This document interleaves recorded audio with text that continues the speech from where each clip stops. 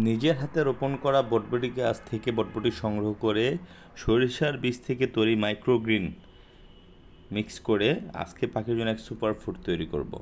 তো আপনারা জানেন যে আমি আমার ছাদে বটবটি ও অন্যান্য শাকসবজি রোপণ করছি। মূলত এগুলো আমার পরিবারের চাহিদার পাশাপাশি আমার পাখির যাতে তার খাদ্যের যে চাহিদাগুলো আছে সেগুলো যাতে আমি সুপার ফুড হিসেবে সাপ্লাই করতে পারি, সেই জন্য এগুলো রোপণ করা। তো আজকে বটবটি গাছ থেকে বটবটি সংগ্রহ করছি এবং মাইক্রোগ্রিন, যেটা সরিষার বীজ থেকে তৈরি করা মাইক্রোগ্রিন, সেটা সংগ্রহ করছি। আর আমার বাসায় ছিল আপেল এবং পেঁপে, আর ছোলা তো আমি রেগুলারই রাখি, সেটা আপনারা জানেন। তো এগুলো মিক্স করে মূলত তাদের একটা সুপার ফুড তৈরি করে দিব। তো সুপার ফুডটা তৈরি করে দেওয়ার একটাই উদ্দেশ্য, কারণ শীতকাল পাখির একটু এক্সট্রা অতিরিক্ত যত্নের প্রয়োজন। পাখির শরীরের সাথে যাতে গরম থাকে, পাখি যাতে একটু সুস্থ থাকে, ঠান্ডা যাতে কম লাগে, এই জন্য সবাই পাখিকে এখন একটু হাই প্রোটিন খাবারগুলো দিবে। আর এটা একটাই কারণ, যাতে পাখি সুস্থ থাকে।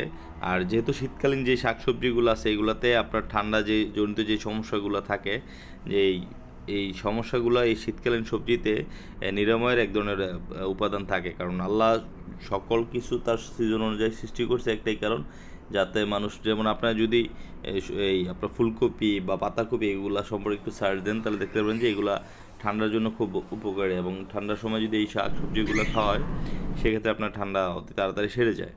তো যেহেতু শীতকালীন সবজিগুলো আমি রোপণ করছি আমার পরিবারের প্লাস আমার পাখির পুষ্টি চাহিদা পূরণের জন্য, তো যে পাখিগুলো মাইক্রোগ্রিন যে ইয়াটা থাকে ওটা সবচেয়ে বেশি পছন্দ করে।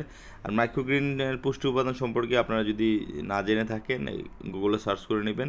এটা অনেক হাই প্রোটিন, নর্মাল গাছপালা থেকে এটাতে প্রায় মানে কয়েকশো গুণ বেশি পুষ্টি উপাদান থাকে।